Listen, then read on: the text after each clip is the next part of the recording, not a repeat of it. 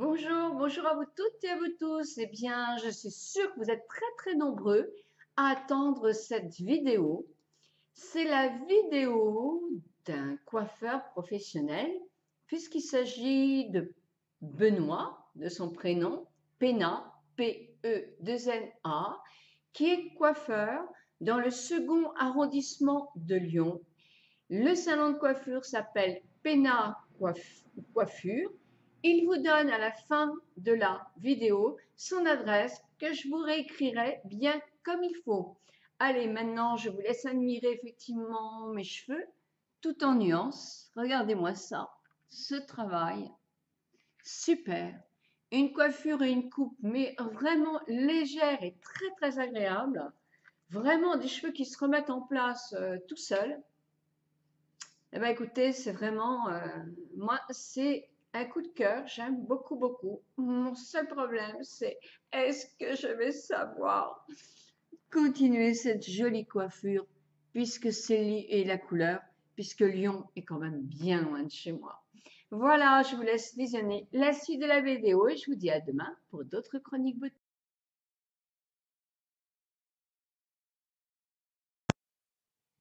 Coucou à toutes, et ben voilà, me voilà chez Nicole. Je suis en train de la faire toute belle.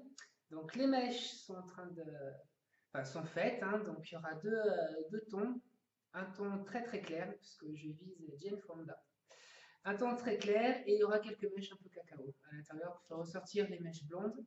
Et là, je vais procéder à la coloration en racine, une coloration d'oxydation.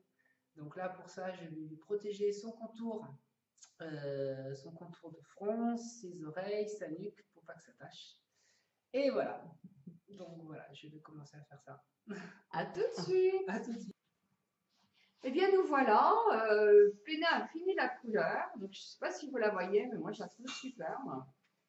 Il va vous expliquer ce qu'il a fait comme couleur quand même. Donc alors, donc en mèche, que je répète parce que sinon après je vais plus m'en souvenir.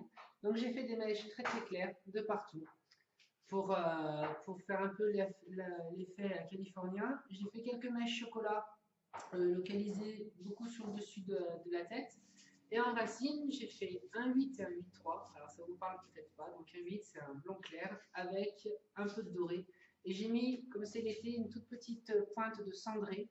Parce que comme il y a quelques cheveux blancs, eh ben, faut que ça prenne également, pas en transparence, que ça prenne à 100%. Donc là, je suis en train de démêler ses cheveux. Je vais effectuer une toute petite coupe par ton, mais vraiment léger, parce qu'il y a d'autres choses qui me plaisent pas. Et puis après, j'ai effectué un brushing naturel, un peu à la Desperatozoa. Voilà. Waouh! Donc, bah, moi, je posais des questions à Péna parce que vous aviez posé des questions pour Péna. Donc, je pense qu'il va vous répondre aussi. Vous, vous me demandiez quelle était la différence entre les pellicules grasses et les pellicules sèches et quels étaient les moyens de soigner ces deux sortes de pellicules. Donc alors, les pellicules grasses, c'est des pellicules que vous n'allez pas arriver à enlever en vous brossant les cheveux. Les pellicules sèches, si. Les pellicules sèches, dès que vous allez gratter votre cuir chevelu ou avec un peigne ou avec une brosse, ça va se mettre sur les épaules. Donc c'est hyper désagréable, c'est pas beau. Faut savoir aussi que tout shampoing antipelliculaire, il faut le laisser poser. Si vous faites un shampoing antipelliculaire et que vous ne le laissez pas poser, ça sert strictement à rien. Il faut que les actifs du shampoing prennent le temps de décoller la pellicule. Si elle est grasse, ça la décolle un petit peu. Et si elle est sèche, et ben ça permet une facilité pour démêler, parce qu'il y a un soin de toute façon dedans. Après, les shampoings commerce bien pour les pellicules, c'est le fameux Head and Shoulders. Je trouve qu'il est bien quand même, c'est vrai. Il faut que ce soit pellicule grasse et pellicule sèche, mais les laisser bien poser. C'est le secret en fait. Il faut vraiment laisser poser le shampoing anti-pelliculaire. Le mieux, c'est de se laver les cheveux. Et pendant que ça pose, eh ben, vous prenez votre douche, vous faites quelque chose comme ça, au moins, vous gagnez du temps en plus. Donc voilà. Voilà, donc tu disais aussi que les pellicules grasses, souvent c'était un stress ou Voilà, la pellicule grasse, généralement, ça. Oui, une mauvaise alimentation. Mauvaise alimentation aussi, mais l'alimentation va plus jouer sur le sébum. Les personnes qui vont manger très gras, ben oui, ça a des répercussions un petit peu sur le cuir chevelu et sur l'état du cheveu. Les pellicules grasses, c'est beaucoup le stress. Voilà. Le stress. Le Voilà. stress. Voilà. Donc, quand c'est des pellicules qui sont tout partout, comme des petits grains de poussière, c'est des pellicules sèches. Voilà. Et les autres, c'est plus des croûtes en quelque sorte, une pellicule qui va être importante et, voilà. Et qui reste collée sur le cheveu. Qui est collée sur le. Voilà. Donc, ça, c'est clair, hein, ça voilà. ne peut pas être plus clair. Pellicule sèche, des fois, un mauvais shampoing peut vous entraîner aussi des pellicules. Hein. Si le shampoing n'est pas adapté, votre parfum, parce qu'il y a beaucoup de femmes qui se parfument comme ça et puis qu'elles se font un petit nuage au-dessus de la tête. C'est hyper mauvais. Ah oui, d'accord. Même pour la couleur, c'est pas bon. Il y a un alcool dans le parfum.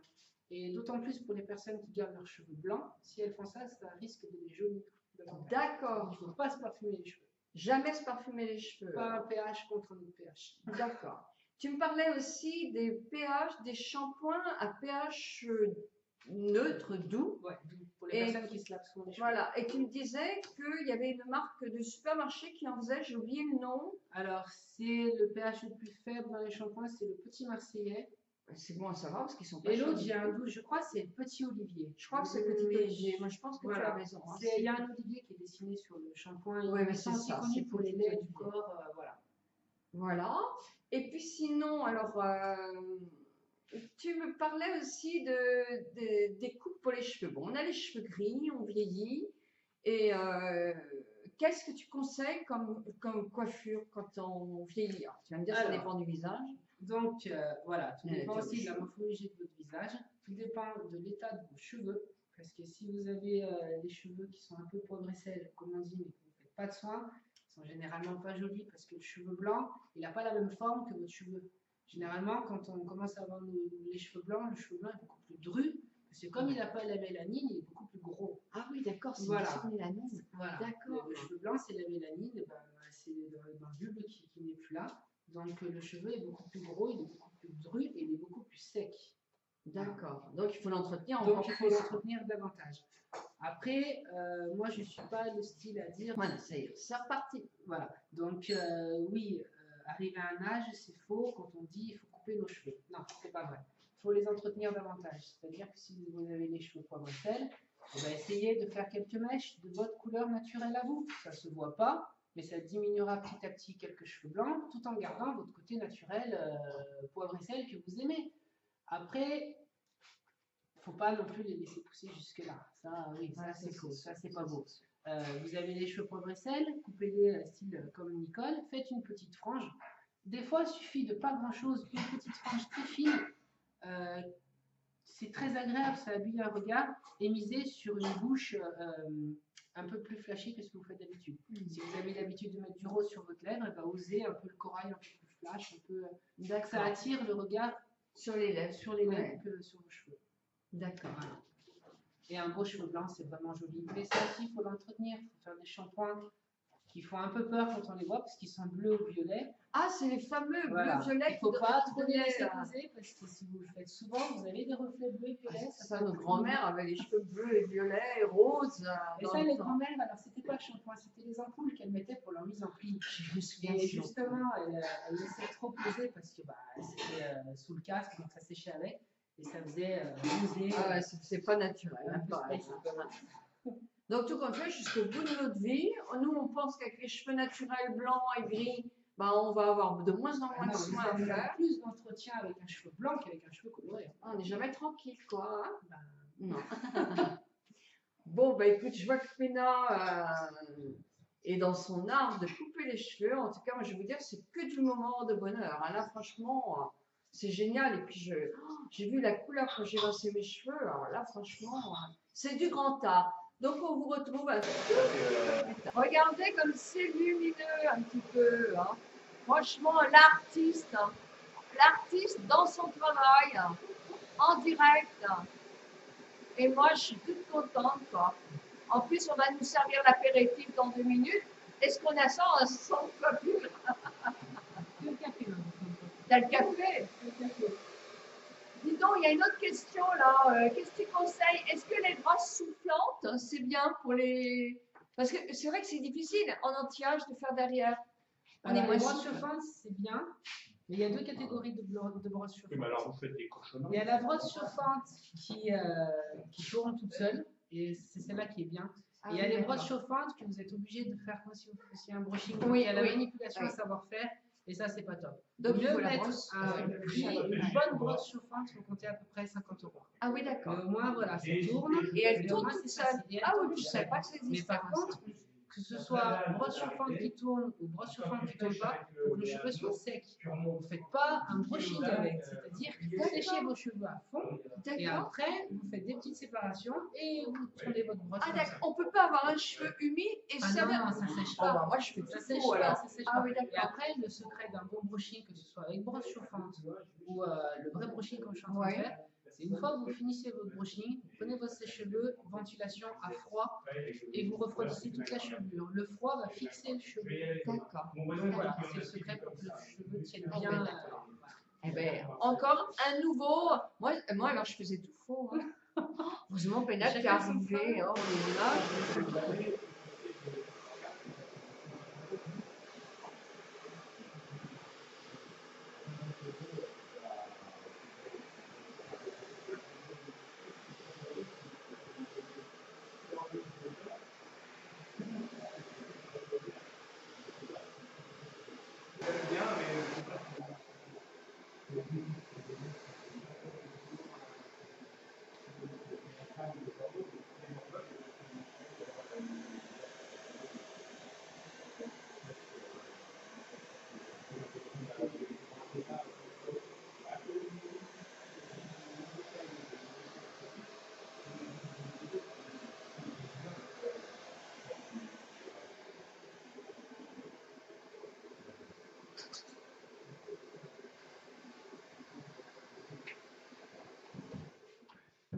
non, c'est agréable ce souffle frais. Oh, dis donc. Ah, c'est super. Les mèches, c'est beau. Hein. Ah, c'est joli. Ah, bah, dis donc. Hein. Très, très chouette. C'est lumineux. C'est Ouais. superbe. Puis la coiffure. Eh ben, dis donc. Hein. Bah, je préconise à tous les coiffeurs de France et de Navarre, regardez un petit peu. Hein, parce que c'est un cours, là. Parce que si on était toujours coiffé comme ça, moi, je veux dire que moi, j'irais souvent chez le coiffeur. Hein. Franchement. Hein. Oh, dis donc. Ah bah seulement c'est un métier, ça s'apprend, mais après il faut avoir. Et puis voilà, c'est ça. Hein, Quand tu as quelqu'un qui connaît le cheveu comme ça, qui te place, ben c'est. Ah ouais. Ah ouais, alors, franchement.